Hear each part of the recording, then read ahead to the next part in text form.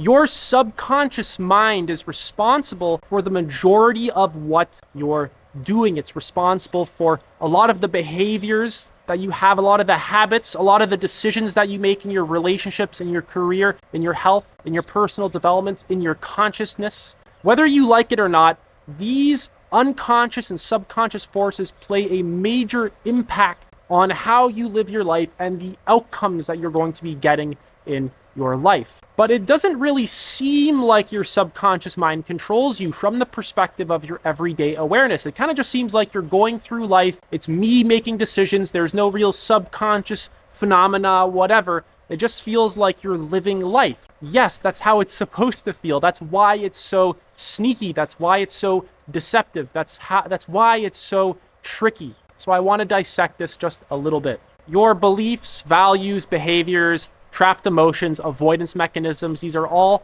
very wired into you. Your deepest fears, these are very deeply wired into your subconscious.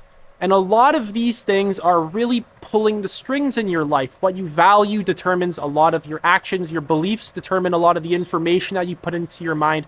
Your trapped emotions determine how you relate to the world in a very fundamental way.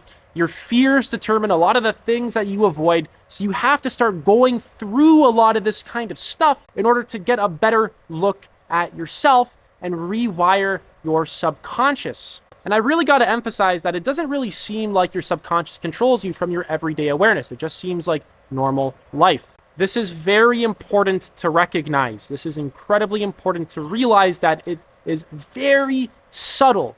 Like, it's so subtle that you cannot pick up on it from the perspective of everyday, ordinary consciousness, just going through the motions of life. That's why you need a meditation practice. That's why you have to do therapy. That's why you have to read books on therapy and psychology. That's why you have to really investigate the nature of your own being through meditation retreats, consciousness work, things like this. You need to actually practice becoming aware of yourself. If there is no practice, you're not going to become aware of yourself. Your awareness is like a muscle that has to be worked on. We all have biceps, right? But unless we actually go to the gym every day and do bicep curls, you're not going to get jacked. We all have awareness, but unless you practice becoming aware of yourself, you're not really going to have much consciousness. You're not going to be very self-aware. You're going to be a slave to your most unconscious conditioning, and you will not recognize it. So if you haven't done a lot of meditation,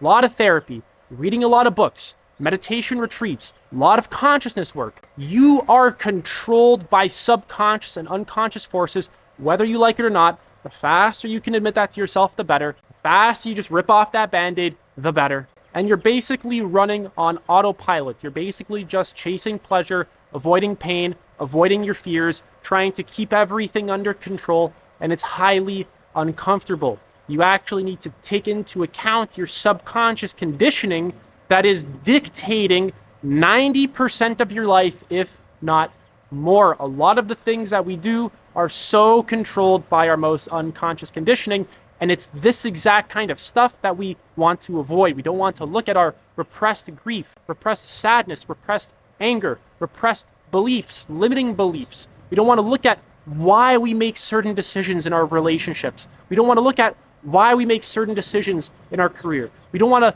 meditate. We don't want to sit down and observe ourselves in the present moment. We want to distract ourselves from ourselves. We want any kind of stimulation from the outside world to just pull us away so that we can just ignore our problems and instead get sucked into a world of endless dopamine hits and just rats chasing cheese. Basically, you're on that cycle. You're just like a rat going after the next piece of cheese, the next piece of cheese, the next piece of cheese. In this video, I'm advocating for becoming more conscious of yourself and to begin to escape this pattern of just distraction and avoidance, and instead learn how to investigate yourself. If you want help with this, I'm offering one-to-one coaching. You can book a free call. Link is in the description. Take it easy.